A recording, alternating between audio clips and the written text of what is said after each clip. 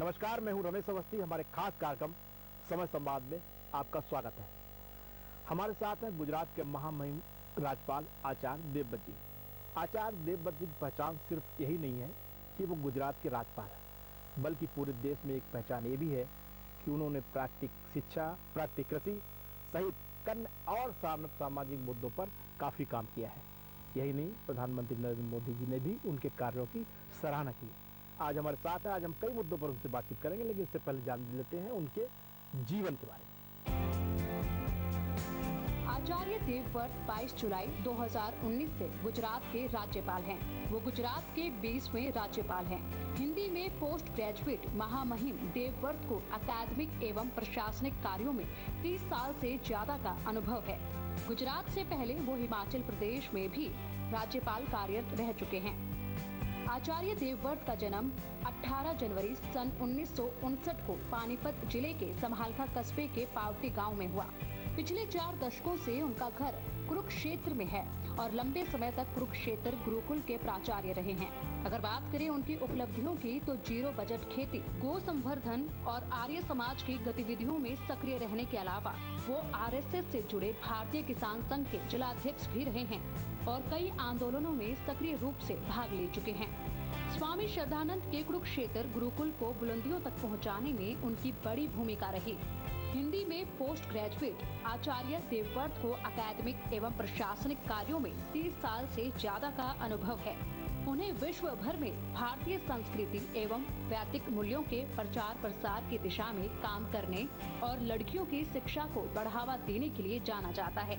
राष्ट्रपति भवन से राज्यपाल बनने की दोनों ही बार उन्हें सूचना तब मिली जब वो शिक्षण संस्थान में लेक्चर दे रहे थे। आचार्य गुजरात के राज्यपाल होंगे, उन्हें यह सूचना भी रोहतक के एलन हिंदू कॉलेज में आयोजित कार्यक्रम के दौरान मिली। और ये भी एक संयोग ही है कि 8 अगस्त 2015 को आचार्य देवव्रत को जब पहली बार हिमाचल प्रदेश का राज्यपाल बनने की सूचना राष्ट्रपति भवन से मिली, तब भी वो रोहतक के आर्य कन्या कॉलेज में व्याख्यान दे रहे थे।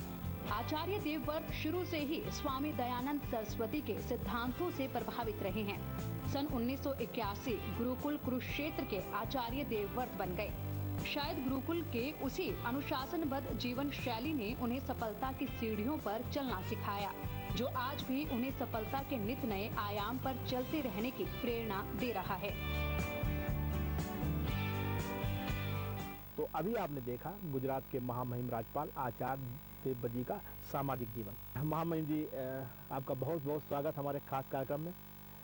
मैं जानना चाहता हूं कि आपने छोटे से गांव में पढ़ाई करके और आज आप गुजरात के राज्यपाल हैं, इससे पहले आप हिमाचल के राज्यपाल हैं, ये जो सफर आपने पूरा किया, ये कैसे पूरा किया? अवस्थी जी, मैं हरियाणा प्रदेश के पानीपत जिला में समालखा एक तहसील है, उसके पास छोटा सा गांव मेरा पावटी है। मैं एक बिल्कुल सामान्य किसान के घर में जन्म हुआ। पिताजी आर्य समाज की विचारधारा से प्रभावित थे, तो उन्होंने मेरे को पढ़ने के लिए गुरुकुलों में भेज दिया जी। और गुरुकुलीय शिक्षा के बाद, अपनी पढ़ाई के बाद मुझे कुरुक्षेत्र हरियाणा के गुरुकुल में प्रधानाचार्य के रूप में सेवा करने का सौभाग्य मिला। उस समय मेरी आयु कुल 21 वर्ष की थी और जिस गुरुकुल में मेरे को प्रधानाचार्य बनाया, उस समय उसकी बड़ी जर्जरित और दयनीय अवस्था थी। थोड़े से बालक थे, पता नहीं 10 केवल बच्चे थे, टूटे टूटे मकान थे, जमीन जो थी उस पे लोगों ने कब्जे किए हुए थे, कोई अच्छे बच्चे वहाँ भेजता नहीं था। इस चुनौती के बीच में मुझे सरकारी अनुदान भी कोई मिलता नहीं था, तो उन गरीब बालकों के लिए मुझे दान में गेहूं चावल में मांगता था उनके लिए, और साथ में पढ़ाई की व्यवस्था करता था। तो प्रयास किया उनकी सुव्यवस्था करने का। धीरे धीरे वो उन्नति की ओर बढ़ता गया और 22 वर्ष तक मैं इसी प्रक्रिया को दान से उस गुरुकुल को संचालित करता रहा। और वहाँ हमारे बच्चे आईआईटी में, पीएमटी में, एनडीए में हर साल सिलेक्ट होते हैं। तो वहाँ स्विमिंग है, हॉर्स राइडिंग है, अपना शूटिंग है, सब तरह की खेलों की भी आधुनिक सुविधाएं हमने की। गौशाला है, और जो फार्म लोगों ने कब्जा खेती की वो हमने सब छुड़ा के उसमें पूरे में प्राकृतिक खेती हम करते हैं, और उसी खेती का आहार हम अपने पढ़ने वाले बच्चों को जहर मुक्त खिलाते हैं। इसी के साथ में माननीय प्रधानमंत्री जी के दर्शन मैंने नहीं किए थे, लेकिन उनके कार्यों से मैं बहुत प्रभावित था। उन्होंने बेटी बचाओ बेटी पढ़ाओ अभियान हरियाणा के पानीपत से शुरू किया, तो उनके विचारों से प्रभावित होकर अम्बाला में मैंने एक कन्या गुरुकुल को स्थापित करने का निर्णय लिया। अब 2-3 गुरुकुल और स्थापित हो गए हैं, और उसी के साथ में ग्रामीण क्षेत्र में जाता था, किसानों के लिए प्राकृतिक खेती मिशन को आगे बढ़ाना, बालकों में नशे से मुक्ति का रास्ता बनाना, भ्रूण हत्या के खिलाफ वातावरण बनाना, जल संचय का काम करना, वृक्षारोपण का काम करना, इस प्रकार की गतिविधियां मेरी चलती थी। मैं लाइफ में कभी किसी पॉलिटिकल पार्टी का ना मेंबर बना, न कभी किसी के मंच पे गया, और न मैंने कभी इच्छा व्यक्त की थी।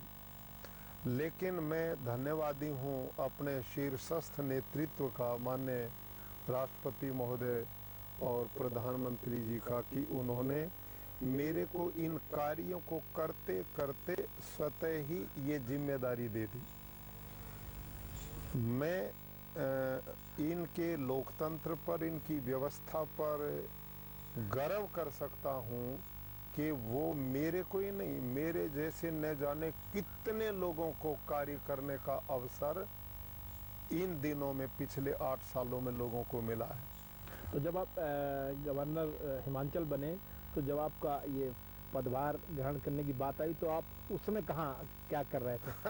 बड़ा अवस्थी जी और रोचक है। जी जी मैं एक डीएवी गर्ल्स कॉलेज है यमुनानगर जी, उनके नए सत्र का शुभारंभ था जी और मेरे को उन्होंने बच्चियों में एक लेक्चर देने के लिए बुलाया। जी, तो मैं वहाँ बच्चियों में लेक्चर दे रहा था कॉलेज में, और मेरे मोबाइल की घंटी बार बार बज रही थी, तो मैंने उसको स्विच ऑफ कर दिया।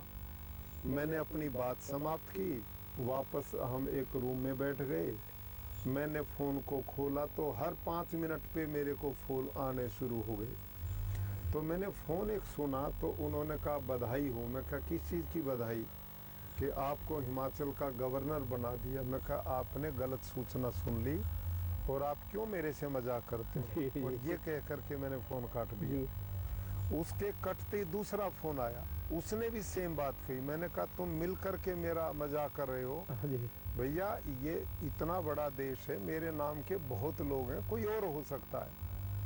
तो तीसरा फ़ोन मेरे पास एक 80 वर्षीय बाबू ओपी गोयल होते थे, अब तो वो नहीं है, पानीपत में। वो हमारे गुरुकुल के बड़े सहयोगी थे, उनका फ़ोन आया। जब उनका फ़ोन आया तो मैं थोड़ा गंभीर हुआ कि ये व्यक्ति तो मजाक करने वाली आयु के नहीं है, और बड़े गंभीर व्यक्ति थे वो। तो मैं इतनी देर में चलते चलते कुरुक्षेत्र गुरुकुल में गया, तो वहाँ पर आप जैसे पत्रकार बंधु, मीडिया के लोग, भीड़ इकट्ठी हो गई। तो वो मेरे को कहने लगे आप अपना इंटरव्यू दो। मैंने कहा भैया मेरे को कोई सूचना नहीं, जानकारी नहीं, ऑफिशियल मेरे को कोई सूचना होती तो मैं ऐसा करता। ठीक बात है। तो मैंने उनको इंटरव्यू नहीं दिया, और वहाँ हजारों लोग इस देर में इकट्ठे हो गए, शहर के और मेरे मित्र प्यारे। तो मैंने कहा ये हो क्या गया? तो फिर दिल्ली से एक सीनियर पत्रकार आए, उन्होंने मेरी उन्होंने राष्ट्रपति जी महोदय ने जो नियुक्ति पत्र था वो दिखाया। तो उसको देख के मैंने कहा भाई ये तो ऐतिहासिक घटना है, बिना प्रयास के, बिना किसी उसके एक इतनी बड़ी जिम्मेदारी माननीय राष्ट्रपति प्रधानमंत्री जी दे रहे हैं, ये तो आश्चर्य है और इनकी व्यवस्था को नमन है। तो उसके बाद मैंने इंटरव्यू दिया, बातचीत की। अगले दिन फिर मैं दिल्ली गया, माननीय प्रधानमंत्री जी से, राष्ट्रपति जी से और शीर्षस्थ लोगों से मेरा मिलना हुआ। तो उन्होंने भी मेरे को राजनाथ सिंह जी से मिलने गया, कहाँ से सूचना मिली आपको? मैं कहा जी टेलीविजन से मिली। तो ये एक बड़ी रोचक घटना हुई। ये जो सामाजिक जीवन में रहने की जो प्रेरणा थी वो आपको कहाँ से बचपन से मिली? हाँ, वो जो सामाजिकता मैंने गुरुकुलीय व्यवस्था से मिली। मेरी पूरी शिक्षा गुरुकुलों में हुई और वहाँ रहते रहते हमारे जो गुरुजन थे वो राष्ट्र प्रेम की बात, भारतीय जीवन मूल्यों की बात, भारतीय विरासत की बात, भारतीय शास्त्रों की, वेद दर्शन व्याकरण, इनका अध्ययन अध्यापन वो कराते थे। और आर्य समाज के ये गुरुकुल थे, तो आर्य समाज ने स्वतंत्रता आंदोलन में बड़ा बढ़ चढ़ करके भाग लिया था, तो वो सब राष्ट्रवादी सोच के लोग थे, तो उन्हीं से ये सामाजिक कार्यों को करने की प्रेरणा मिली। अब नहीं लगता कि जो गुरुकुल जो पद्धति है, तो पुराने ज़माने में नालंदा जैसे विश्वविद्यालय हमारी शान हुआ करते थे, पूरे वर्ल्ड में जिनका नाम हुआ करता था, अब गुरुकुल पद्धति जो है काफ़ी कम हो गई, उसको काफ़ी बढ़ाने की ज़रूरत है। अगर मैं बात करूं कि जिस तरीके से आपने गुरुकुल पद्धति को हरियाणा में बढ़ाया, मुझे लगता है अन्य प्रांतों में पूरे देश में अवस्था है कि गुरुकुल पद्धति को बढ़ाया जाए, गुरुकुल स्कूलों को बढ़ाया जाए, लेकिन ऐसा हो नहीं पा रहा है। उसमें मेरा अपना विचार है कि समय के साथ जी जो लोग नहीं बदलते तो पिछड़ जाते हैं। मैंने जो गुरुकुल पद्धति है उसमें एक मौलिक परिवर्तन किया। जी एक परंपरागत ट्रेडिशनल जो पाठ्यक्रम चलते थे, शास्त्र भी लिखा है, विद्या वह जो अर्थ करी होती है, हाँ जी बिल्कुल, जिससे अर्थ उपार्जन हो, जीवन आजीविका सुखपूर्वक चल सके। कोई भी ऐसी चीज जो व्यक्ति को जीवन में समर्थ नहीं बनाएगी वो लंबी नहीं चल पाए। ठीक बात। तो हमारे लोगों ने ट्रेडिशनल उन परंपराओं को नहीं छोड़ा और उनकी समाज में खपत नहीं, इसलिए गुरुकुलों के प्रति लोगों का मोह कम हो गया। लेकिन मैंने समय के साथ अपना सोच बदली। मेरे जो गुरुकुल हैं उनमें दोनों व्यवस्थाएं हैं। प्राचीन पद्धति के जो आदर्श गुरुकुल थे, वेद वेदांग दर्शन शास्त्र व्याकरण आदि विद्याएं जो थी, उसका आर्ष विंग एक अलग है। ओके, जिसमें जो छात्र पढ़ते हैं उनको खाना पीना रहना वस्त्र सब हम निःशुल्क देते हैं जी और वो भारतीय संस्कृति के वैदिक परंपराओं के प्रचारक बनते हैं, तो उनकी वो व्यवस्था हमने दी। लेकिन बाकी जो 1500 बच्चे थे, अब अवस्थी जी हमें केवल हवन यज्ञ कराने वाले तो नहीं चाहिए। हाँ बिल्कुल ठीक बात, हमें डॉक्टर भी चाहिए, एकदम इंजीनियर भी चाहिए, पायलट भी चाहिए, जजेज भी चाहिए, प्रोफेसर टीचर्स भी चाहिए, हर तरह का व्यक्ति की समाज में खपत है। तो गुरुकुल का बालक गुरुकुलीय व्यवस्था में रह करके आदर्श और संस्कार लेकर के जब किसी भी क्षेत्र में जाएगा तो अन्य से और ज्यादा प्रभावी ढंग से काम बिल्कुल करेगा। बिल्कुल। तो मैंने अपने गुरुकुल में समय के साथ परिवर्तन किया। वहाँ जो बालक 1500 पढ़ते हैं, सवेरे 4 बजे उठते हैं, योग करते हैं, प्राणायाम करते हैं, संध्या करते हैं, हवन करते हैं, लेकिन उसके साथ उनको CBSE पैटर्न इंग्लिश मीडियम वो भी शिक्षा जो आज की जरूरत है, आज की जरूरत है और उसके साथ नैतिक शिक्षा भी अनिवार्य है। जी। भारतीय भाषाएं भी बराबर चलती हैं, तो वो बालक फिर हर चुनौती में मजबूती से खड़ा है। इसी का परिणाम हुआ कि मेरे यहाँ से प्रतिवर्ष 8-7 बच्चे तो NDA में जाते हैं, IIT में 6-7 बच्चे जाते हैं, PMT में जाते हैं, NITs में जाते हैं।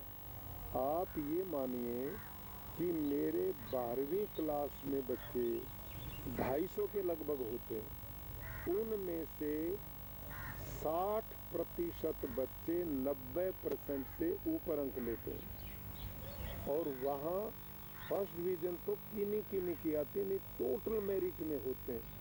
फेल का तो सवाल ही पैदा नहीं होता। इतना जबरदस्त हमारा रिजल्ट है और ये हमारे परिणाम है। इसी का परिणाम हुआ लोगों का मेरे ऊपर प्रेशर बना कि जी हम यहाँ 8-10 हज़ार प्रवेश लेने के लिए आते हैं, आप 200-250 बच्चों का चयन करते, बाकी कहाँ जाए? हाँ आप और गुरुकुल बनाए। हाँ एकदम बिल्कुल अब ठीक। मैंने लोगों के प्रेशर दबाव पे 3-4 गुरुकुल नए बनाए अपने साथियों से मिलकर। मतलब वहीं हरियाणा में या कहीं अन्य? हरियाणा में हमने एक तो कुरुक्षेत्र में ज्योतिसर में बनाया है, अच्छा ओके। 2 नीलोखेड़ी में बनाए हैं, अम्बाला में ओनली फॉर गर्ल्स बेटियों का बनाया है, प्रधानमंत्री जी के बेटी बचाओ बेटी पढ़ाओ के क्रम में। अभियान को प्रभावित होकर के। और मैं अब इतना व्यस्त हो गया, इतनी डिमांड लोगों की है, जो भी गुरुकुल मैंने बनाया, यदि 1000 बच्चे की आवश्यकता रही तो 1000 बच्चा एक ही दिन में प्रवेश हो गया ना, एक ही दिन में 1000 बच्चों का प्रवेश। इतनी मांग है, क्योंकि हम बच्चों का स्वास्थ्य भी, संस्कार भी और शिक्षा हमारा लक्ष्य है। हमारे पास जो बच्चा है उत्तम संस्कार हो, उत्तम शिक्षा हो, उत्तम स्वास्थ्य हो। अब ये 3 विधा जिस बच्चे में होंगी वो हर क्षेत्र में सफल होगा। तो इसलिए हमारे गुरुकुलों का आकर्षण पूरे भारतवर्ष में, विदेशों तक के बच्चे हमारे पास, तो ये सब आवासीय? सब आवासीय। तो आप हर हिमाचल में भी रहे, आप गुजरात में भी हैं, तो यहाँ भी कुछ गुरुकुल की ऐसी व्यवस्था करने जा रहे हैं कि यहाँ भी उसका लाभ मिले लोगों को? हिमाचल प्रदेश में मैं 4 वर्ष जी। रहा और 4 वर्ष में मैंने वहाँ एक तो प्राकृतिक खेती का मिशन बहुत बढ़ाया। हमारे सब साथियों ने मिल करके वहाँ लगभग 2 लाख किसान खड़े कर दिए प्राकृतिक जी। और उसके साथ मैंने नशा मुक्ति का अभियान चलाया, बेटी बचाओ बेटी पढ़ाओ का, वृक्षारोपण का, स्वच्छता अभियान का। एक गाड़ी मेरी जो चलती थी उसमें झाड़ू तसले कस्सी में साथ ही लेके चलता। हाँ, मैं वहाँ हिमाचल गया तो लोगों ने इस चीज़ को बताया और काफ़ी प्रशंसा की आपके सामाजिक कार्यों की, कि वहाँ गवर्नर साहब थे तो उन्होंने काफ़ी कुछ समाज के लिए किया, लोगों के लिए किया, युवाओं के लिए किया। तो एक बात मैं जानना चाहता हूँ, आप गुरुकुल में आप शिक्षक के रूप में आपने किया और बाद में कई गुरुकुलों की स्थापना की, तो प्राकृतिक कृषि की बात आती है जिसमें आज पूरे देश में अगर मैं कहूँ तो आपका नाम सबसे पहले आता है। अगर प्राकृतिक चिकित्सा की बात हो, चाहे प्राकृतिक खेती की बात हो, उसमें आपका नाम सर्वोपरि आता है। यहाँ तक कि प्रधानमंत्री जी भी आपकी प्रशंसा कर चुके हैं और जो भी सामाजिक या राजनीतिक लोग मिलते हैं जब इसकी बात आती है तो आपका नाम आता है। ये आपने शुरुआत कहाँ की शिक्षा में, एक शिक्षक और फिर प्राकृतिक कृषि के ऊपर रिसर्च करना, आपने PhD भी की उसमें? जी, ये अवस्थी जी,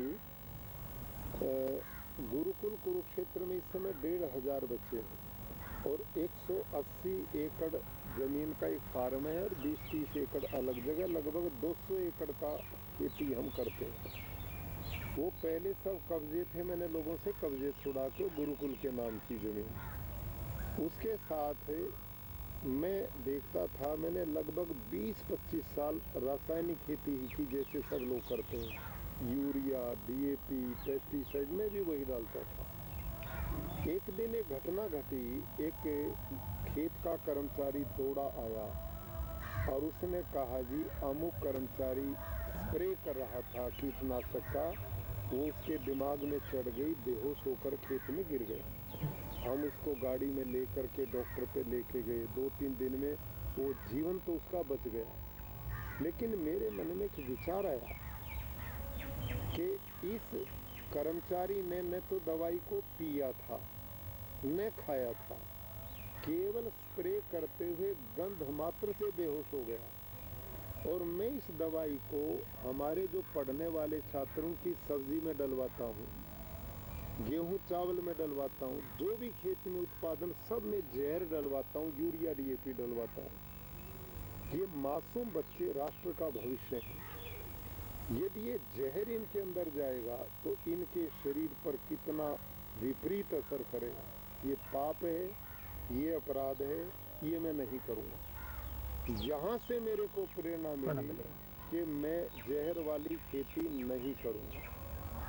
ये इससे बदलने के बाद मैं प्राकृतिक खेती की ओर बढ़ा और मैंने अनुभव किया कि भाई जंगल में जाओ, जंगल में कितने पेड़ पौधे हैं, इनमें यूरिया कौन देता है? कोई नहीं। DAP कौन देता है? ठीक बात। कीटनाशक कौन डालता है? और जंगल का पेड़ समय पर फलों से लज जाता है। जब प्रकृति परमात्मा जंगल के प्रत्येक पौधे के हर तत्व की पूर्ति करने की क्षमता रखता, तो मेरे खेत की क्यों नहीं करेगा? बिल्कुल ठीक बात। जो नियम जंगल में काम करता है वही नियम खेत में करे, इसका नाम प्राकृतिक खेती है, नेचुरल फार्मिंग। भारत में अनेक कृषि से जुड़े हुए विद्वानों ने, लोगों ने अपने अपने परिश्रम किए, जी प्रयोग किए, तो इस ढंग के प्रयोग मेरे भी सामने आए। इस बीच में कुछ कृषि वैज्ञानिक मैंने अपने साथ जोड़े। हिमाचल प्रदेश में डॉक्टर राजेश्वर चंदेल हैं, वाइस चांसलर हैं वो, सोलन एग्रीकल्चर यूनिवर्सिटी में, नोनी। उसी प्रकार से डॉक्टर बलजीत सारन हैं, हिसार एग्रीकल्चर यूनिवर्सिटी में, वहीं डॉक्टर हरिओम जी हैं। जी। एक निर्मला देश पांडे हैं, पंतनगर यूनिवर्सिटी। हाँ, निर्मला देश पांडे का नाम तो सुना इस है। तरह के 8-10 कृषि वैज्ञानिक मैंने इकट्ठे किए, और भारत का जो नीति आयोग है उसमें वरिष्ठ सलाहकार हैं डॉक्टर नीलम पटेल जी। वो बड़ी रुचि उन लोगों ने ली, और उन्होंने रिसर्च किए तो पाया कि भारतीय नस्ल की जो देसी गाय है, इनका गोबर, खनिजों का क्या नाम, जीवाणुओं का भंडार है, उसमें सैकड़ों तरह के सूक्ष्म जीवाणु हैं जो धरती की उर्वरा शक्ति को बढ़ाने का काम करते हैं। जब हम इनको खेत में एक प्रक्रिया टेक्निक के साथ गुजारते हैं तो उससे आश्चर्यजनक जमीन में लाभ होता है। तो मैंने 5 एकड़ अपनी जमीन अलग से ली, उसमें हमने एक जीवामृत, एक घन जीवामृत, बीजामृत, आच्छादन, ये विधियां उसमें अपनाई, प्राकृतिक खेती के जो सिस्टम, तो उसके इतने संतोषजनक परिणाम मिले। मेरा खर्चा शून्य के बराबर हो गया, मेहनत कम हो गई, उत्पादन कम हुआ नहीं। तो माननीय प्रधानमंत्री जी का एक जो अभियान कि भारत का किसान आत्मनिर्भर बने, भारत के किसान की आय डबल हो, इसको देख करके मेरे मन में विचार आया कि ये पद्धति है जो माननीय प्रधानमंत्री जी के मिशन को पूरा करने में समर्थ होगी। और मैंने 5 एकड़ से फिर वो 10 एकड़ में की। जब 10 एकड़ में मैं सफल हुआ तो मैंने सीधी 100 एकड़ में की। 100 एकड़ में सफल हुआ तो मैंने फिर पूरी 200 एकड़ में की। और आज गुरुकुल कुरुक्षेत्र का 200 एकड़ का जो कृषि फार्म है उसमें बिल्कुल जहर मुक्त खेती होती है, गाय आधारित कृषि होती है। हमारा सब तरह के उत्पादन बढ़ गए। धरती के जो मेरा ऑर्गेनिक कार्बन 0.345 से नीचे था, बंजर जमीन हो गई थी, आज उसी धरती का ऑर्गेनिक कार्बन इस पद्धति के बाद 0.891 पे, 120 पे और 1.5% तक भी हो गया। 1.5% तक मेरी जमीन का कुछ जगह का ऑर्गेनिक कार्बन बढ़ गया। जिस धरती में इतना ऑर्गेनिक कार्बन बढ़ेगा उसका उत्पादन भी बढ़ेगा, बीमारियां कम आएंगी, लागत शून्य होगी। बिल्कुल ठीक। तो ये वो पद्धति है जिसका प्रचार पूरे देश में अब करने की जरूरत है। हिमाचल प्रदेश में हमने 2 लाख किसान जोड़े। अब गुजरात में पूरी सरकार इस मिशन पर प्रधानमंत्री जी के नेतृत्व में पूरे मिशन मोड पे, हमने कोरोना काल होते हुए भी इन 2.5-3 साल में 3 लाख के लगभग किसान प्राकृतिक खेती से जोड़ दिए। मैं पिछले दिनों गोवा सरकार ने बुलाया, मुख्यमंत्री जी ने जी। महाराष्ट्र के मुख्यमंत्री जी ने बुलाया, योगी आदित्यनाथ जी ने उत्तर प्रदेश मेरे 4-5 प्रोग्राम कराए। अभी उत्तर प्रदेश सरकार ने न उत्तराखंड ने मुझे बुलाया, मध्य प्रदेश में मैं गया, और अभी आसाम का निमंत्रण मेरे को मिला हुआ है। तो यानी कि पूरे देश में एक वातावरण खड़ा हो गया है। और ये खेती केवल एक कृषि मात्र नहीं है। मैं समझता हूँ इस समय दुनिया की सबसे बड़ी चुनौती है ग्लोबल वार्मिंग की, जी। जिसका कोई इलाज नहीं है दुनिया हाँ, के। बिल्कुल नेचुरल प्राकृतिक। 24%, 24% ग्लोबल वार्मिंग के लिए ये रासायनिक खेती और जैविक खेती दोनों जिम्मेदार हैं। प्राकृतिक खेती और जैविक खेती में बहुत बड़ा अंतर है, जमीन आसमान का। आजकल लोग जैविक खेती बस वो ज्यादातर जैविक का एक प्रचार हो गया। तो जैविक और प्राकृतिक में क्या अंतर है? हाँ, अवस्थी जी बहुत अच्छा प्रश्न आपने किया है और मेरे किसान बंधु इस अंतर को आपके माध्यम से समझेंगे तो बड़ा लाभ उनको मिलेगा। एकदम। मैं आपको एक घटना सुनाता हूँ। जब मैंने रासायनिक से जहरमुक्त खेती की ओर बढ़ा तो मैंने जैविक खेती ही की 3 साल। जी। और कुरुक्षेत्र में एक डॉक्टर हैं, डॉक्टर हरिओम जी, जो वहाँ के कृषि विज्ञान केंद्र के मुखिया थे। मैंने उनसे कहा कि जी मैं जहर मुक्त खेती करना चाहता हूँ। उन्होंने कहा जी इसका अल्टरनेट तो जैविक खेती है। मैंने कहा उसका तरीका बताओ। तो उन्होंने अपना एक अधिकारी हमारे पास भेज दिया। मैंने वो पिट पक्के बनाए, उसमें गोबर डाला, एक केचुआ जो विदेश से आयात किया जाता वो उसमें डाला, उसको उलटना पलटना फिर छानना, बड़ा मेहनत का काम था वो। और मैंने वो खेत में डालना शुरू किया। उसमें इतना खरपतवार विष पैदा हुआ कि उसके लेबर में बड़ा खर्चा पड़ा और उसको कीट पतंग खा गए। पहले साल मेरे को 5 एकड़ में कुछ नहीं मिला जैविक में। दूसरे साल भी मैंने उसको किया तो मेरे को लगभग 50% मिला। तीसरे साल 80% के लगभग मिला। लेकिन इतना सब कुछ करने के बाद न तो मेरा खर्चा कम हुआ, न मेरी मेहनत कम हुई, उत्पादन भी मेरा कम हो गया। तो मैंने विचार किया कि हमारे पास तो गुरुकुल में 200 एकड़ जमीन है। जिस किसान पर है ही 2 एकड़ जमीन, वो ये जैविक खेती करेगा और 3 साल ये घाटा होगा तो वो अपने बच्चे कैसे पालेगा? ठीक बात। ये मामला फेल है, ये चलने वाला नहीं है। तो मैं डॉक्टर हरिओम के पास दोबारा गया। मैंने उनसे पूछा, मैं 3 साल से इस खेती को करता हूँ, मेरे को तो लाभ नहीं हो रहा इससे। तो उन्होंने हंस करके मेरे को 2 पुस्तकें पत्रिकाएं दी, 2 पत्रिका। एक तो थी एग्रीकल्चर यूनिवर्सिटी हिसार के साइंटिस्ट की लिखी हुई, एक पत्रिका थी एग्रीकल्चर यूनिवर्सिटी लुधियाना के साइंटिस्ट की। उन दोनों ने जैविक खेती के बारे में विस्तार से अपने अनुभव लिखे थे और उन्होंने उसमें लिखा, ये बड़े ध्यान से सुनने की बात है, कि भारत के खाद्यान्न भंडार को भरने के लिए 2 फसलें सबसे बड़ा योगदान करती हैं। एक है गेहूं और एक है चावल, धान। और इन दोनों फसलों का भरपूर उत्पादन लेने के लिए 1 एकड़ में 60 किलो नाइट्रोजन की जरूरत है। 1 एकड़ में 60 किलो नाइट्रोजन पड़ेगा तो गेहूं धान पूरा पैदा होगा, नहीं तो पैदावार पूरी होगी नहीं। अब रासायनिक में तो बाजार से नाइट्रोजन का बैग लाओ डाल दो, हो गया काम। अब जैविक करना है तो कैसे पूरा होगा? तो उन्होंने उसमें लिखा कि गोबर की 1 टन गोबर की खाद में 2 किलो नाइट्रोजन। अच्छा। 1 टन गोबर की खाद में 2 किलो नाइट्रोजन और हमने चाहिए 60 किलो नाइट्रोजन। तो इसका मतलब क्या हुआ?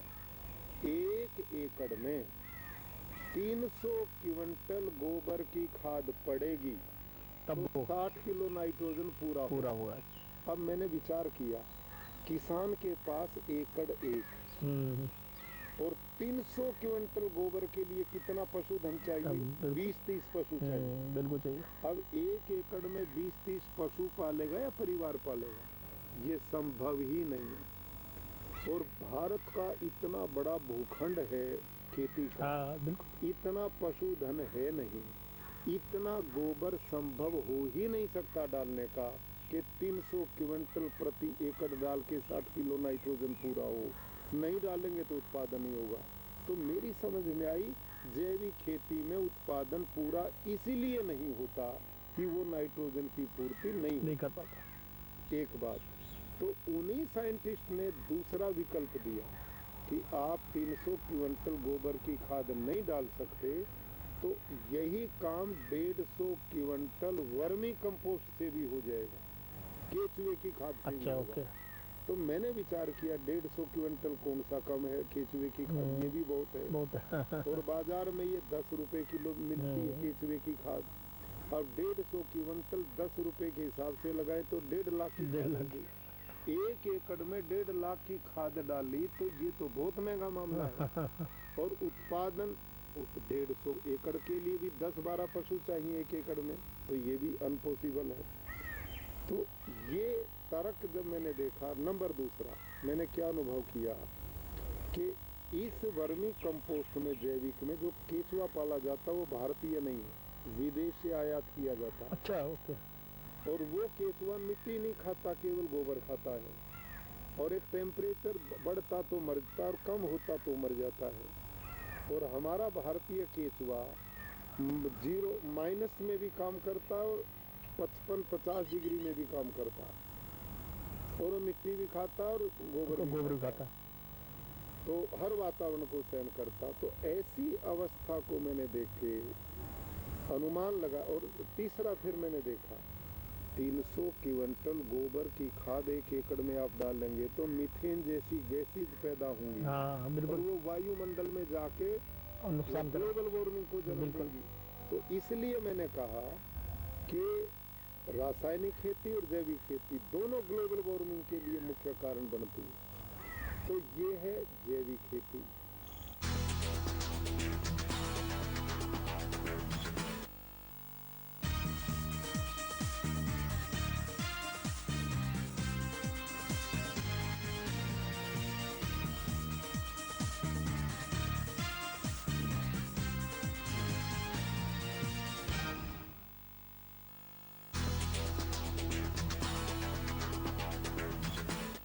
जो भी लोग हमारे किसान भाई भी इस कार्यक्रम को देख रहे होंगे, उनके लिए बहुत मुझे लगता है कि ऐसा आपने जवाब दिया है, उनके लिए नई जानकारी है कि अभी तक हम सब लोग, मैं भी जैविक खेती को ही प्राथमिकता देता था। और मेरा मानना था कि रासायनिक खेती से जैविक खेती अच्छी है और इसी को बढ़ावा भी दिया जा रहा है। लेकिन आज पहली बार आपसे बात करने के उपरांत मुझे पता चला कि जैविक खेती से भी अच्छी प्राकृतिक खेती है। तो जैविक और प्राकृतिक में मैं फर्क जानना चाहता हूँ। हाँ, ये आपने जैविक सुना, जी। प्राकृतिक जी। देखी। प्राकृतिक खेती में 1 एकड़ के लिए कुल 10 किलो गोबर की जरूरत है और जैविक खेती में 1 एकड़ के लिए 300 क्विंटल की जरूरत जी। है। ये अंतर है। हाँ। कैसे है? हम बनाते हैं घन जीवामृत। अच्छा। वो कैसे बनता है? देसी जो गाय है, हमारे साइंटिस्ट ने, अनेक लोगों ने इस पर एक्सपेरिमेंट किए। डॉक्टर बलजीत सारन इस समय यहाँ आए भी हुए हैं। अच्छा। वो एक सेमिनार में, मैंने अभी इस कार्यक्रम के बाद जाना जी। है। उन्होंने रिसर्च किया लैब में महीनों। देसी गाय जो भारतीय नस्ल की लोकल गाय, साहिवाल, थारपारकर, राठी, गिर, हरियाणवी, कांकरेज, इनके 1 ग्राम गोबर में 300 करोड़ तक सूक्ष्म जीवाणु हैं। और जो गाय दूध नहीं देती, जिनको लोगों ने सड़कों पे छोड़ दिया, उन गायों के गोबर में वो सूक्ष्म जीवाणु 500 करोड़ तक हो जाते हैं। क्योंकि वो दूध नहीं देती, उनकी एनर्जी जो दूध देने में लगती वो उसमें हो जाती। जीवाणु बनाने में लगती। ओके। तो उनका गोबर और गोमूत्र दोनों दूध देने वाली से भी ज्यादा गुणकारी है। लेकिन बाकी जितने पशु हैं उनमें सबसे उत्तम गोबर और गोमूत्र देसी भारतीय नस्ल की गाय का पाया। तो हम क्या करते हैं, एक जीवामृत बनाते हैं। जी। जीवामृत में 200 लीटर का एक ड्रम लेते हैं, उसमें लगभग 170-80 लीटर पानी भर देते हैं। जी। ये जो देसी गाय है 24 घंटे में 8 से 10 किलो गोबर देती है, 8 से 10 किलो गोमूत्र देती है। तो गोबर गोमूत्र वो 8-10 किलो घोल के इस ड्रम में छोड़ देते हैं। और 1.5 से 2 किलो गुड़, 1.5 से 2 किलो किसी भी दाल का बेसन और 1 मुट्ठी मिट्टी इस ड्रम में घोल के डाल के और लकड़ी के डंडे से, इस ड्रम को हम छाए में रखते हैं। जी। और लकड़ी के डंडे से घड़ी की सुई की तरह 5 मिनट सवेरे 5 मिनट शाम 2 बार घोलना है। 4 से 5 दिन में ये 1 एकड़ के लिए कल्चर बन गया। इसको आप खाद न कहिए, कल्चर कहिए, जामुन कहिए। जैसे 1 क्विंटल दूध में 100 ग्राम दही डाल दे तो सारा दूध दही में दही हो बन जाता है। ये वैसे होता है। अब अवस्थी जी विचार कीजिए, गाय के जब 1 ग्राम गोबर में 300 करोड़ जीवाणु है, तो इसमें तो 10 किलो गोबर पड़ा है। हाँ। इसमें कितने जीवाणु होंगे? 30 लाख करोड़ जीवाणु होंगे। और उन सूक्ष्म जीवाणुओं में खाने के लिए उनको दाल का बेसन मिल गया और प्रोटीन मिल गया, उससे वो बलवान बनेंगे। और उसमें गुड़ दे दिया तो उससे वो मल्टीप्लाई होंगे, बढ़ेंगे। और मिट्टी के जीवाणुओं में मिलके वो कल्चर का काम करेंगे। और डॉक्टर बलजीत सारन ने रिपोर्ट मेरे को दी कि ये सूक्ष्म जीवाणु हर 20 मिनट में इस ड्रम में डबल होते हैं। अच्छा। हर 20 मिनट में। और कब तक होते हैं? 72 घंटे तक होते हैं। 72 घंटे के बाद ये वहीं रुकते हैं, फिर ये डाउन मरने शुरू हो जाते हैं। तो हमने 5 और 10 दिन के बीच में इसको खेत में डाल देना चाहिए बनने के बाद। 5 दिन तो इसके बनने में लगेंगे। अगले 5 दिन में स्प्रिंकल से, ड्रिप से, खुले पानी में 1 एकड़ में जाना चाहिए। तो होगा क्या? अब ये सूक्ष्म जीवाणु जब धरती में फैलेंगे तो धरती माँ में सब तरह के सूक्ष्म जीवाणु जो पहले से यूरिया ने मार दिए, उनमें हजारों तरह के सूक्ष्म जीवाणु। तो ये जब कल्चर का काम करके उनकी मात्रा को इतना बढ़ाएंगे कि असंख्य होंगे। इन सूक्ष्म जीवाणुओं में ऐसे भी सूक्ष्म जीवाणु हैं, साइंटिस्ट कहते हैं कि हवा में 78% नाइट्रोजन है। ये सूक्ष्म जीवाणु उसमें से 78% नाइट्रोजन को खींचते हैं और उसका भोजन बनाकर पौधे की जड़ को देते हैं। अच्छा, ये साइंटिफिक आश्चर्य की बात, ये बिल्कुल आश्चर्य की बात है। तो ये वो काम करते हैं, नंबर 1। नंबर 2 क्या करते हैं अवस्थी जी? हमारी जो धरती माँ है, वेदों में लिखा माता भूमि पुत्रो अहम पृथिव्या। भूमि हमारी माँ है, इनके पुत्र हैं ये। जैसे हमारी माँ बच्चे का पालन पोषण करती, धरती माँ सब प्राणियों का पालन पोषण करने की क्षमता है। ये धरती माँ में फास्फोरस है, जिंक है, पोटास है, कॉपर है, आयरन, सब कुछ है। लेकिन इसमें जो तत्व हैं वो गांठ बना के पड़े, जड़वत है। अपने आप इसके वो खनिज पौधे का भोजन नहीं बनते। भोजन कैसे बनते हैं? ये जो हजारों तरह के सूक्ष्म जीवाणु गौ माता के पेट से आए और धरती के सूक्ष्म जीवाणु हैं, ये उन तत्वों को खाते हैं। आयरन को, फास्फोरस को, जिंक को, पोटास को ये खाते हैं और खा के उसका भोजन बना के पका कर पौधे की जड़ को देते हैं। तो इससे क्या सिद्ध हुआ कि धरती में जितने ज्यादा सूक्ष्म जीवाणु होंगे, जितने ज्यादा सूक्ष्म जीवाणु होंगे, उतना ही नाइट्रोजन बनेगा, उतना फास्फोरस, जिंक, पोटास, सब कुछ की पूर्ति ये करेंगे धरती में। अलग से डालने की जरूरत नहीं है। तो ये कितना जो 20 लीटर बताया आपने ड्रम, इसमें इतना नाइट्रोजन मिल जाता है 1 एकड़ के लिए? 1 एकड़ के लिए केवल 20 लीटर? हाँ, ये नहीं, 100 लीटर हो 100 लीटर। हाँ, 100 लीटर हो गया। 100 लीटर। और आप ये शुरू में जब रासायनिक से प्राकृतिक खेती में आते हैं जी, तो ये आप हर 15वें दिन 1 ड्रम दे सकते हैं। हर 15वें दिन हर पानी के साथ छोड़ना, हर पानी के साथ छोड़ दीजिए। जब भी पानी देना खेत में 1, 2, 3 ड्रम तक शुरू में डाल दें, कोई नुकसान नहीं जी। और 15 दिन में इसका स्प्रे करना जीवामृत का जी। 15 लीटर पानी ले लो, 2-2.5 लीटर उसमें जीवामृत डाल के उसका स्प्रे ऊपर करेंगे। आपने मेरा एक किचन गार्डन देखा? हाँ, हरा भरा, बिल्कुल हरा भरा एकदम। ये लदा पड़ा, इतनी सब्जियां पैदा होती बिल्कुल नेचुरल पूरा, लोगों को बांटते हैं जी। इतना पैदा होती है और बिल्कुल अमृत जैसा। इसमें 1 एकड़ में अगर हम खर्चे की बात करें, जो आप प्राकृतिक खेती की बात कर रहे हैं, तो क्या खर्चा आता होगा कुछ? अब खर्चा 2 किलो तो गुड़ लगेगा जी, और 2 किलो बेसन लगेगा। मिट्टी खेत की है, गाय घर की, कुछ भी नहीं लगता, कोई खर्चा ये खर्चा है। इसलिए इसमें लागत 0 और उत्पादन हीरो। उत्पादन हीरो।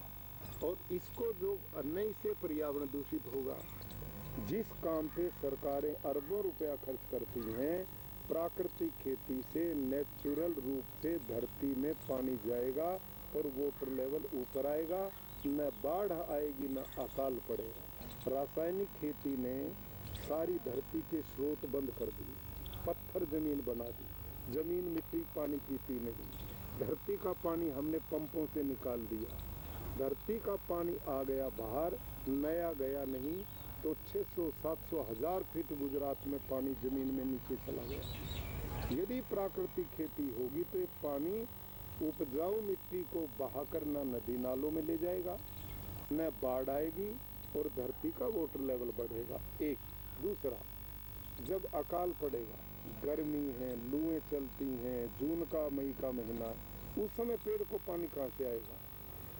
उस समय पानी आएगा जब धरती तपेगी, तो धरती के नीचे नमी है, तो धरती में वाष्प बनता है और वो वाष्प इन केचुए के छिद्र से ऊपर आकर के पौधे की जड़ की सिंचाई करता है। अकाल में भी पौधा सूखेगा नहीं और वर्षा में पौधा मरेगा नहीं। दोनों का समाधान प्राकृतिक खेती है। मैं एक बात जानना चाह रहा हूँ कि ये जो आपने बताया निश्चित रूप से हमारे लिए बहुत बड़ी जानकारी है। मुझे लगता है जो दर्शक देख रहे होंगे उनके लिए भी बड़ी जानकारी है।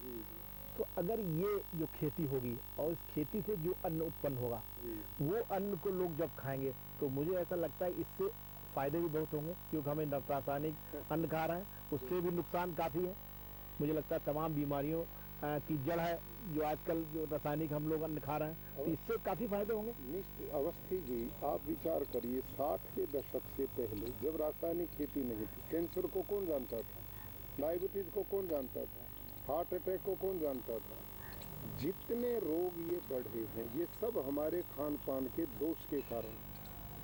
यदि प्राकृतिक आहार लेंगे तो ये सब बीमारियां स्वतः ही खत्म होंगी।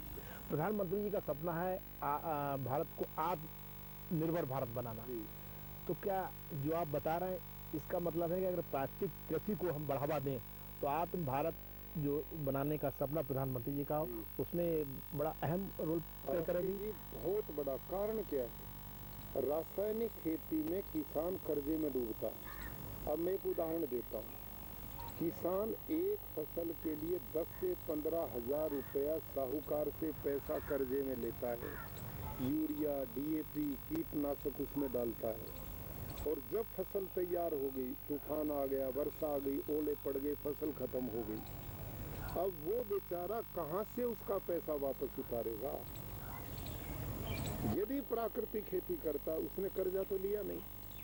यदि फसल मर भी गई तो कम से कम कर्जे के बोझ से नहीं, 6 महीने के बाद दूसरी आएगी, बच तो जाएगा वो। और दूसरा, इसमें खर्चा है नहीं, उत्पादन कम होता नहीं, और उसकी जमीन आने वाली पीढ़ियों के लिए उर्वरा बचेगी, धरती में पानी का स्रोत बढ़ेंगे, जलवायु शुद्ध रहेगा। तो ये आत्मनिर्भरता की दृष्टि से इसमें खर्चा ही नहीं होगा। इसके लिए सरकार किसानों को क्या प्रोत्साहन दे जिससे कि प्राकृतिक कृषि और बढ़ावा दिया जाए? गुजरात सरकार ने बहुत बढ़िया प्रयास किया है। हमारे यहाँ अलग बोर्ड की, प्राकृतिक बोर्ड की स्थापना की है जी। और उस बोर्ड में आत्मा एक विभाग है एग्रीकल्चर का, वो हमें सौंप दिया है।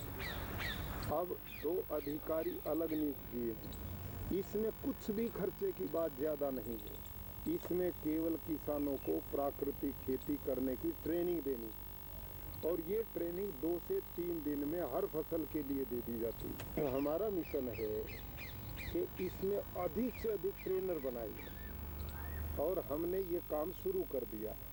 इस समय लगभग 1000 ट्रेनर अगले 2 महीने में हम गुजरात में तैयार कर देंगे, जो भारत में हर प्रदेश में जाकर प्राकृतिक खेती की ट्रेनिंग लोगों को देंगे। प्रधानमंत्री जी से आपकी इस संबंध में कुछ बात हुई कि प्राकृतिक कृषि को और बढ़ावा दिया जाए?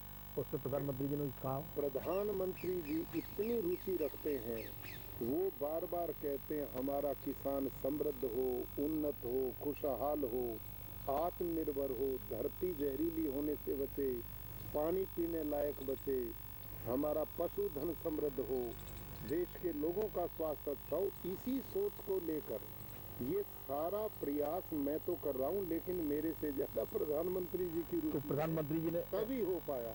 आपसे विस्तृत बात हुई इस संबंध। अमित शाह जी, प्रधानमंत्री जी दोनों इतनी रुचि लेते हैं, हमारे मुख्यमंत्री, सब लोगों ने एक विचार बना कि इससे ही कल्याण भारत का होगा। मैं ये जानना चाह रहा कि अगर सरकार प्राकृतिक कृषि जो किसान कर रहे हैं उसको बढ़ावा देने के लिए उनकी जो फसलें हों एक निर्धारित मूल्य किया जाए, हाँ हाँ, इससे भी कुछ प्रोत्साहन होना चाहिए किसानों का। अवस्थी जी उन्होंने माननीय गृह मंत्री जी के नेतृत्व में सहकारिता विभाग की ओर से जी सहकारी समितियां बनाने का निर्णय, अब हमने गुजरात में 80 FPO बना दी हैं जो प्राकृतिक खेती के उत्पाद के लिए, जी और हमारे गुजरात के बड़े बड़े शहरों में हमारे DM के द्वारा हॉट बना दी हैं कि जो हर रविवार को किसान अपना उत्पाद बेचते हैं, लोग लेके जाते हैं। और अब ऐसी डिमांड हो रही है कि जो प्राकृतिक खेती करता किसान, लोग उनके घर से जाके खरीदते हैं। जी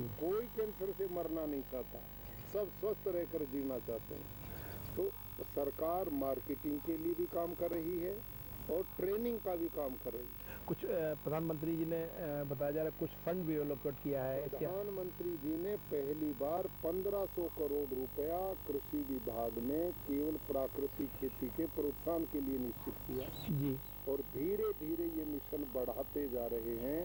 और केंद्रीय कृषि मंत्री कृषि जो हमारे तोमर जी वो भी लगे हैं, जी, चौधरी जी भी लगे हैं, कैलाश चौधरी जी सब, और ICR के लोगों ने भी अब इससे स्वीकार किया। हमारी यूनिवर्सिटीज में भी एक्सपेरिमेंट शुरू हो गए हैं और पाठ्यक्रम भारत सरकार ने शुरू कर दिया है। गुजरात की किसानों की अगर बात की जाए तो यहाँ की कृषि की जो विकास दर है अन्य प्रांतों से काफ़ी अधिक है। अन्य प्रांतों में भी किसान समृद्ध बने, इसके लिए आपकी कोई योजना है? इसके लिए मेरा तो सीधा मानना कि प्राकृतिक खेती की ओर किसान आएगा तो समृद्धि का रास्ता खुलेगा। रासायनिक में अब इतना खर्चा बढ़ चुका है कि किसान कर्जे से मुक्त हो ही नहीं सकता। प्राकृतिक खेती में लागत शून्य है, उत्पादन कम होता नहीं, जमीन की उर्वरा शक्ति बढ़ती है, पानी की 50-60% बचत होती है। एक गाय से 20-30 एकड़ तक की खेती किसान कर सकता है, एक गाय से, और जैविक में 30 गाय से 1 एकड़ की खेती करता है। अभी कोरोना कार्यकाल में गुजरात में जिस तरीके से फ्रंट लाइन वॉरियर्स ने काम किया वो काफ़ी सराहनीय है और आपने खुलकर कोरोना वॉरियर्स को सपोर्ट किया।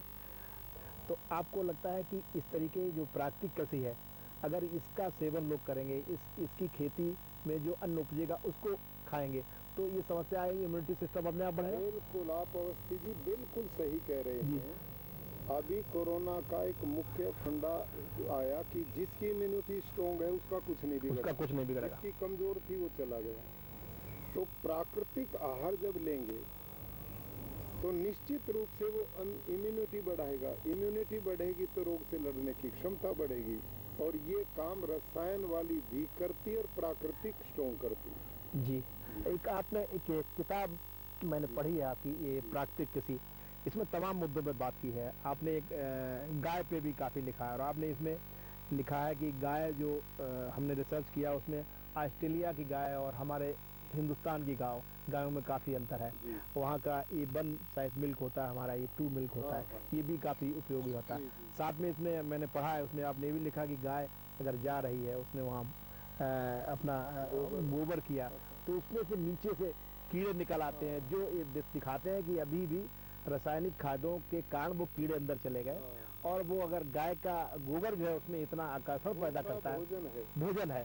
तो ये पूरी किताब के बारे में मैं जरूर जानना चाहता हूँ कि ये किताब आपने इससे क्या क्या फायदे हो रहे हैं और कहाँ कहाँ वितरित हो रही है? मैंने निःशुल्क बांट रहा हूँ जी, विभाग निःशुल्क दे रहा, मैंने लाखों पुस्तकें छपवाई हैं। अच्छा, हमारा कृषि विभाग में भी इनको छपवा के हर किसान के घर में भिजवा। जो राष्ट्रीय स्तर पे आपकी छवि उभर के आ रही है वो है कि प्राकृतिक कृषि पे, तो सिर्फ गुजरात में ही किताबें मत बंटवाइए, इसके अलावा में देश में मैं जहाँ जाता हूँ वहाँ लेके जाता हूँ। अच्छा, लेके जाता और वहाँ की सरकारों को देता हूँ और कहता हूँ इसका फ्री में छपवाइए आप, जी, इसका कोई चार्ज नहीं। इसकी सेवा भाव, किसान सेवा। तो अभी कितने स्टेट हैं जो किताबें निःशुल्क छपवा रहे हैं और किसानों लगभग जिन जिन स्टेट में मैं गया हूँ वो सब कुछ अभी संख्या बढ़ाने की जरूरत है। हाँ, ये प्रत्येक प्रदेश में अभी इसमें इस साल मैंने इतना काम करना, प्रधानमंत्री जी ने टारगेट हमें दिया है कि गुजरात में आज़ादी का अमृत महोत्सव काल में अगले 15 अगस्त तक हर पंचायत में 75 किसान कम से कम प्राकृतिक खेती के खड़े करें। हर गांव में, हर पंचायत में कम से कम 75 किसान। अब वो करेंगे तो बाकी भी अपने आप बढ़ेंगे। और ये अभियान पूरे देश में चलाऊंगा, मैं पूरा काल इस काम के लिए दूंगा। ये 1 और ये 2 बिल के बारे में हम जानना चाहते हैं, जिसमें आपने किताब में लिखा है। क्या फर्क है A1 और A2 में? देखिए, ये रिसर्च हमारी नहीं है जी, ये न्यूजीलैंड और ऑस्ट्रेलिया के वैज्ञानिकों ने की है। उन्होंने पाया कि जो उनकी हॉस्टन फ्रीजन जर्सी गाय है उनका दूध A1 है, जिसमें अवसाद बढ़ता है, उसमें रोग से लड़ने की क्षमता कम होती है, उसमें वो गुणवत्ता नहीं जो भारतीय नस्ल के दूध में। यहाँ बच्चा विकसित होता है बुद्धि क्षमता से, शारीरिक बल से। ये पोषक ज्यादा है हमारा दूध, और इसकी कोई नकारात्मक प्रभाव शरीर पर नहीं पड़ता, जबकि उनका पड़ता है। एक आखिरी सवाल कि चाहे यूपी हो या अन्य ऐसे प्रांत हैं जहाँ पर छुट्टा जानवर, विशेषकर गाय जो दूध नहीं देती, उनको छोड़ दिया जाता है, वो फसलों को नुकसान करती हैं। तो आप प्राकृतिक कृषि के बदौलत जो जिस तरीके से उनका गोबर की आप बात कर रहे हैं, तो इससे क्या एक बड़ी समस्या का समाधान हो सकता है कि जो छुट्टा पशु? इससे ही समाधान होगा, दूसरा कोई है नहीं जी। आप किसी भी चीज का उपयोग बढ़ा दो तो वो चीज अपने आप कीमती बन जाएगी। इस गाय को लोगों ने इसके रहस्य को समझना चाहिए कि इसका गोबर गोमूत्र अमृत है। जहाँ दूध बालक और हम सब के लिए स्वास्थ्यवर्धक है, उसके साथ धरती माँ के स्वास्थ्य के लिए दुनिया में गाय के गोबर और गोमूत्र से बढ़कर कोई तत्व नहीं। यदि उससे जीवामृत, घन जीवामृत, बीजामृत बना कर उपयोग करेंगे तो गाय दूध से भी ज्यादा उपयोगी कृषि के लिए।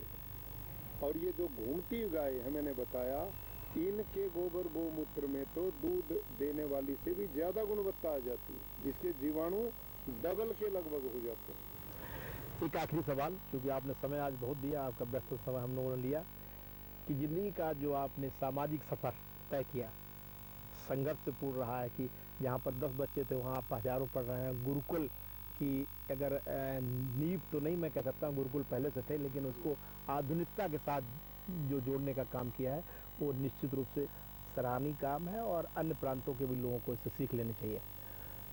जिंदगी में ऐसा क्षण आया जब आपको निराशा हुई है कि अब सब कुछ खत्म हो गया, और साथ में ऐसा कोई क्षण जब आप इतना प्रसन्न हुए, लगा कि सब कुछ मिल गया?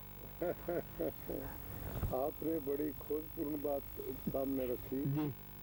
मैं अवस्थी जी जब गुरुकुल कुरुक्षेत्र में संघर्ष के साथ न कोई दान देता था, न कोई बच्चे अच्छे भेजता था, न हमारी जमीन हमारे पास थी, मैं गांव-गांव में 5-5, 10-10 किलो गेहूं चावल इकट्ठे करके बोरी में डाल के कंधे पे रख के इकट्ठे करता था। मेरे पास इतने भी पैसे नहीं थे, मैं टेम्पो में डाल के उनको गुरुकुल के बच्चों तक ले आऊं।